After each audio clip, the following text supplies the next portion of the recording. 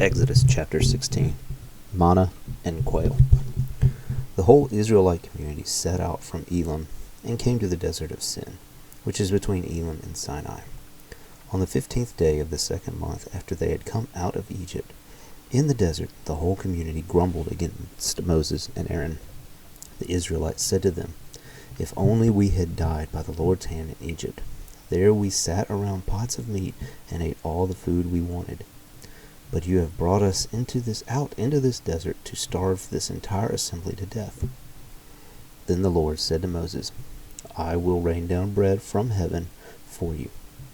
The people are to go out each day and gather enough for that day. In this way I will test them and see whether they will follow my instructions. On the 6th day they are to prepare what they bring in, and that is to be twice as much as they gather on the other days."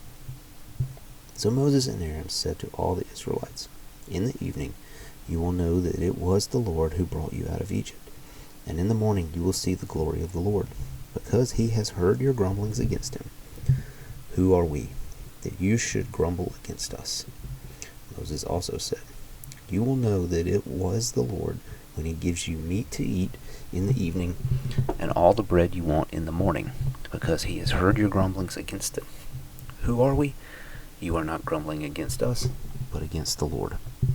Then Moses told Aaron, "Say to the entire Israelite community, 'Come before the Lord, for he has heard your grumbling.'" While Aaron was speaking to the whole Israelite community, they looked toward the desert, and there was the glory of the Lord appearing in the cloud.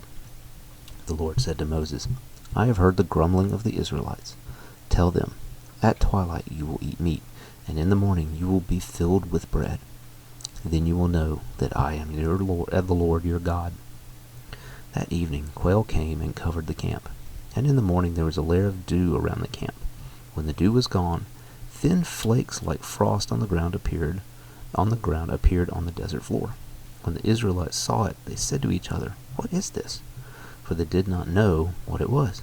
Moses said to them, "It is the bread the Lord has given you to eat. This is what the Lord has commanded. Each one is to gather as much as he needs. Take an omer for each person you have in your tent."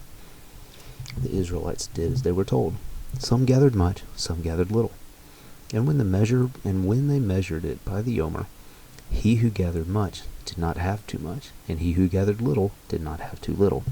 Each one gathered as much as he needed. Then Moses said to them, "No one is to keep any of it until morning." However, some of them paid no attention to Moses, and they kept part of it until morning. But it was full of maggots and began to smell. So Moses was angry with them. Each morning everyone gathered as much as he needed, and when the sun grew hot, it melted away. On the 6th day they gathered twice as much, 2 omers, for each person. And the leaders of the community came and reported this to Moses. He said to them, "This is what the Lord commanded. Tomorrow is to be a day of rest, a holy Sabbath to the Lord.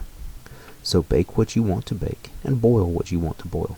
Save whatever is left, and keep it until morning." So they saved it until morning, as Moses commanded, and it did not stink or get maggots in it.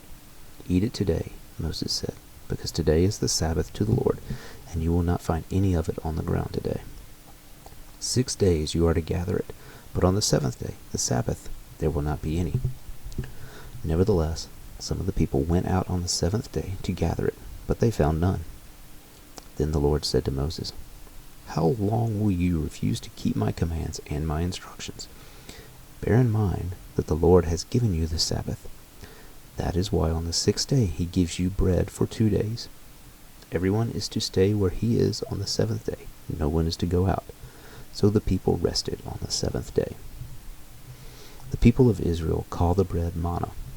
It was white like coriander seed and tasted like wafers made with honey. Moses said, "This is what the Lord has commanded. Take an omer of manna and keep it for generations to come, so that they can see the bread I gave to you to eat in the desert when I brought you out of Egypt." So Moses said to Aaron, "Take a jar and put an omer of manna in it. Then place it before the Lord to be kept for the generations to come." As the Lord commanded Moses, Aaron put the manna in front of the testimony, that it might be kept. The Israelites ate manna for 40 years, until they came to a land that was settled. They ate manna until they reached the border of Canaan.